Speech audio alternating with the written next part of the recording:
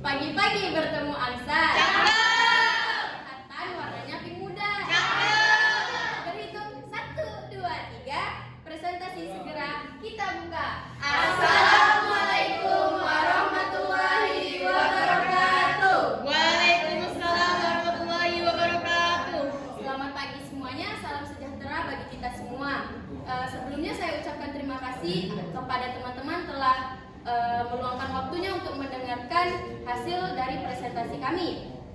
Ada pepatah mengatakan, tak kenal maka tak sayang. Tetapi menurut saya tidak, karena kata-kata sayang dan janji yang diucapkan oleh dia hanya sebuah angan-angan dan hanya menyisakan sebuah harapan tanpa adanya kepastian. Perkenalkan, saya Ivi Arfianti di sini sebagai moderator dan rekan saya Lili Septiani sebagai pemateri 1, Hikmah sebagai pemateri 2, Meli sebagai pemateri 3, Mirna sebagai pemateri 4, Iken sebagai pemateri 5. Tanpa membuang waktu banyak, marilah kita langsung saja menyaksikan hasil presentasi kami yang akan dipaparkan oleh rekan saya. Komponen merupakan bagian dari suatu sistem yang memiliki peran dalam keseluruhan berlangsungnya suatu proses untuk mencapai tujuan sistem. Komponen pendidikan berarti bagian-bagian dari sistem proses pendidikan yang menentukan berhasil dan tidaknya atau ada dan tidaknya proses pendidikan. Bahkan dapat dikatakan bahwa untuk berlangsungnya proses kerja pendidikan diperlukan keberadaan komponen-komponen tersebut. Komponen-komponen yang memungkinkan terjadinya proses pendidikan atau terlaksananya proses mendidik minimal terdiri dari 6 komponen, yaitu yang pertama, tujuan pendidikan, 2, peserta didik, 3, isi pendidikan, dan 4, konteks yang mempengaruhi suasana pendidikan. Berikut akan diuraikan satu persatu komponen tersebut. Pendidikan yang berkualitas menjadi penyokong kemajuan suatu bangsa, negeri, manapun, termasuk Indonesia. Pasti menginginkan pendidikan terbaik untuk mencetak sumber daya yang andal. Oleh karena itu, diperlukan sistem pendidikan sebagai pedoman pelaksanaan proses edukasi yang efektif dan efisien. Indonesia sendiri memiliki sejarah yang panjang terkait sistem pendidikan. Hingga saat ini, sistem pendidikan yang diterapkan di dalam negeri memang memiliki keunggulan. Namun, kelemahan pun tak luput dari sistem seperti apapun. 1. Komponen-komponen pendidikan. Komponen pendidikan merupakan bagian dari suatu sistem yang memiliki peran dan keseluruhan berlangsung suatu proses untuk mencapai tujuan sistem. Komponen-komponen yang memungkinkan terjadinya proses pendidikan dan terlaksananya proses mendidik. Tujuan pendidikan, tingkah laku manusia secara sadar maupun tidak sadar tentu berarah pada tujuan. Demikian juga halnya tingkah laku manusia yang bersifat dan bernilai pendidikan. Keharusan terdapatnya tujuan pada tindakan pendidikan didasari oleh sifat ilmu pendidikan yang normatif dan praktis. Sebagai ilmu pengetahuan normatif, ilmu pendidikan merumuskan kaidah-kaidah, norma-norma dan atau ukuran tingkah laku perbuatan yang sebenarnya dilaksanakan oleh manusia. Sebagai ilmu pengetahuan praktis, tugas pendidikan dan atau pendidik maupun guru ialah menanamkan sistem-sistem norma tingkah laku perbuatan yang didasarkan kepada dasar-dasar filsafat yang dijunjung oleh lembaga pendidikan dan pendidik dalam suatu masyarakat. Peserta didik perkembangan konsep pendidik yang tidak hanya terbatas pada usia sekolah saja memberikan konsekuensi pada pengertian peserta didik. Kalau dulu orang yang mengasumsikan peserta didik terdiri dari anak-anak pada usia sekolah, maka sekarang peserta didik dimungkinkan termasuk juga di dalam orang dewasa. Mendasarkan pada pemikiran tersebut, di atas maka pembahasan peserta didik seharusnya bermuara pada dua hal tersebut di atas. Salah satu komponen penting dalam pendidikan adalah adalah pendidik. Terdapat beberapa jenis pendidik dalam konsep pendidikan sebagai gejala kebudayaan yang tidak terbatas pada pendidikan sekolah saja. Ditinjau dari lembaga pendidikan, muncullah beberapa individu yang tergolong pada pendidik. Guru sebagai pendidik dalam lembaga sekolah, orang tua sebagai pendidik dalam lingkungan keluarga, dan pimpinan masyarakat baik formal maupun informal sebagai pendidik di lingkungan masyarakat.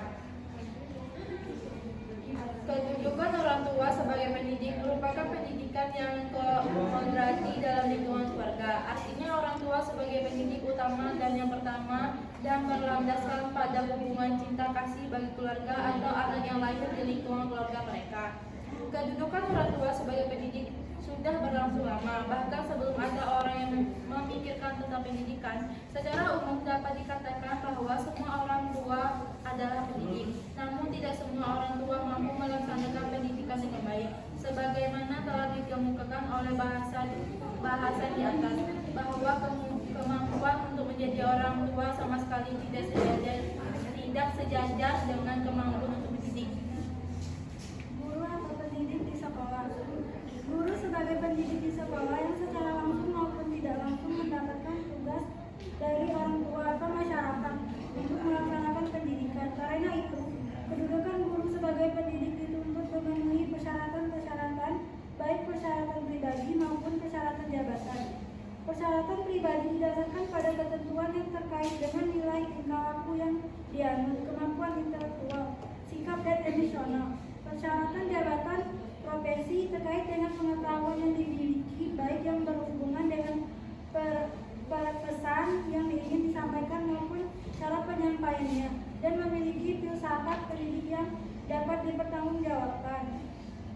Interaksi edukatif pendidik dan anak didik. Proses pendidikan bisa terjadi apabila terdapat interaksi antara komponen-komponen pendidikan, terutama interaksi antara pendidik dan anak didik. Interaksi pendidik dengan anak didik dalam rangka mencapai tujuan pendidikan yang diinginkan. Tindakan yang dilakukan pendidik dalam interaksi tersebut mungkin berupa tindakan berdasarkan kewibawaan, tindakan berupa alat pendidikan, dan metode pendidikan.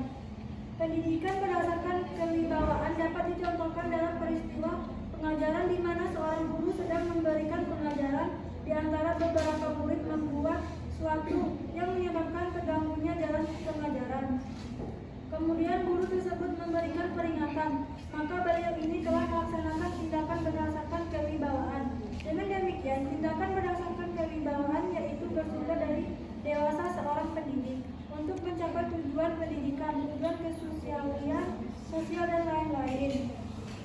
Alat pendidikan adalah suatu situasi atau perbuatan dengan situasi atau perbuatan tersebut akan dicapai tujuan pendidikan.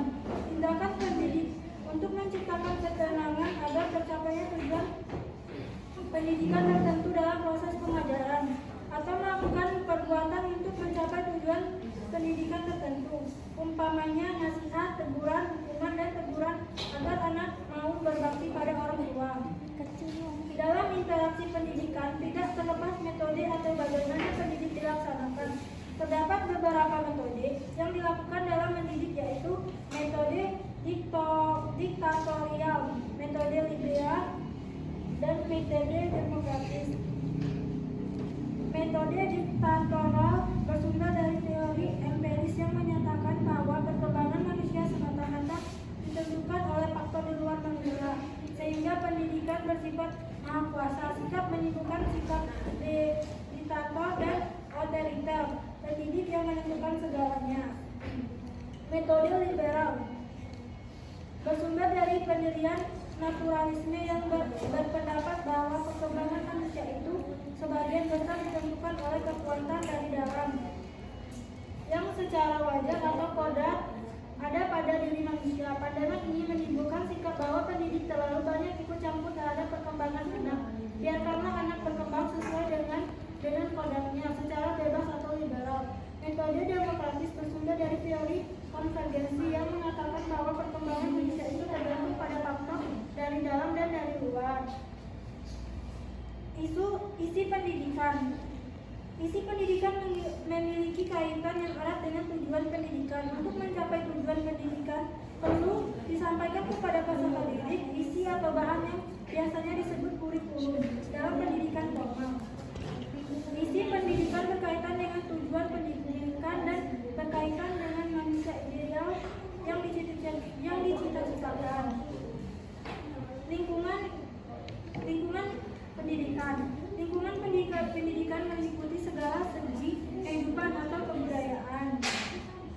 2. Status pendidikan di Indonesia. Indonesia saat ini menerapkan sistem pendidikan nasional.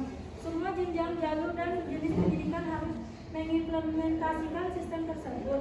Salah satu program pendidikan yang terkini dalam negeri adalah wajib belajar 12 tahun, yakni 6 tahun dasar SD, 3 tahun sekolah menengah SMP, dan sekolah menengah atas SMA. Ketiga adalah Kementerian Agama untuk semua jenjang yang berbasis agama. Sistem pendidikan nasional bertujuan membina karakter positif, memberikan pengetahuan akademis, dan menembak keterampilan peserta didik sejak dini. Beberapa sistem yang sudah diterapkan di dalam negara, antara lain 1. Sistem pendidikan terbuka.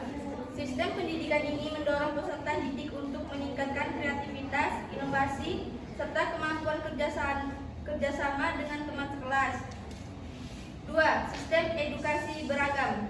Negeri ingin memiliki keanekaragaman bahasa dan budaya. Oleh karena itu, dibuat sistem pendidikan yang dapat menyesuaikan dengan kekayaan bangsa. Adapun jenis jenjang yang dapat dipilih yakni formal, non-formal, dan informal. 3. Sistem pendidikan dengan orientasi nilai. Sistem pendidikan yang satu ini diberlakukan sejak tingkat dasar. Para murid diberikan pendidikan kreatif, karakter seperti disiplin, tanggung jawab, tenggang rasa, dan jujur. 4. Sistem edukasi efisien dalam pengaturan waktu. Dalam kegiatan belajar mengajar KBM, pengolahan waktu sudah diperhatikan dengan cermat sehingga murid tak merasa terbebani dengan materi pelajaran yang disampaikan. 5. Sistem pendidikan sesuai perubahan zaman. Indonesia selalu dinamis alias berubah dalam masa ke masa. Butuh kurikulum yang tepat untuk menyesuaikan setiap situasi dan kondisi. Salah satu kurikulum yang merupakan hasil dari perubahan zaman adalah kurikulum 2013.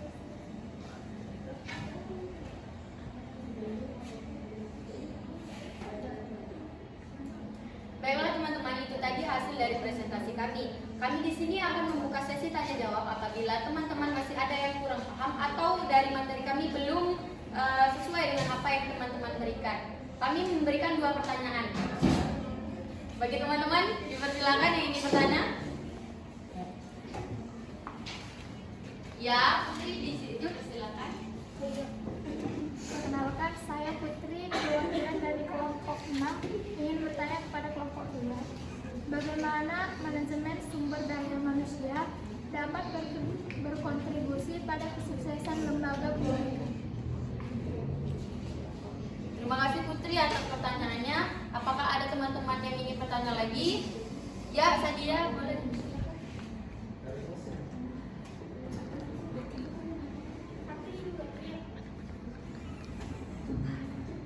Saya Syadia Sari dari perwakilan dari kelompok 5 ingin bertanya, bagaimana perencanaan pembelajaran yang ideal menurut tuntunan kurikulum yang berlaku? Ya, baik. Sadia, terima kasih. Pertanyaannya akan dijawab oleh Baiklah, saya akan menjawab pertanyaan dari Putri. Bagaimana manajemen sumber daya manusia dapat berkontribusi pada kesuksesan lembaga pendidikan? Pada manajemen sumber daya manusia dalam lembaga pendidikan tentu sangat berkontribusi dalam membantu meningkatkan mutu pendidikan. Karena pendidikan yang bermutu berasal dari orang-orang yang mengelola pendidikan itu sendiri adalah sumber daya manusia yang bermutu pula. apakah Putri jelas? Terima kasih. Pertanyaan selanjutnya akan dijawab oleh Dirna. Baiklah, saya akan menjawab pertanyaan, bagaimana manajemen sumber daya manusia dapat kontribusi pada kesuksesan lembaga pendidikan?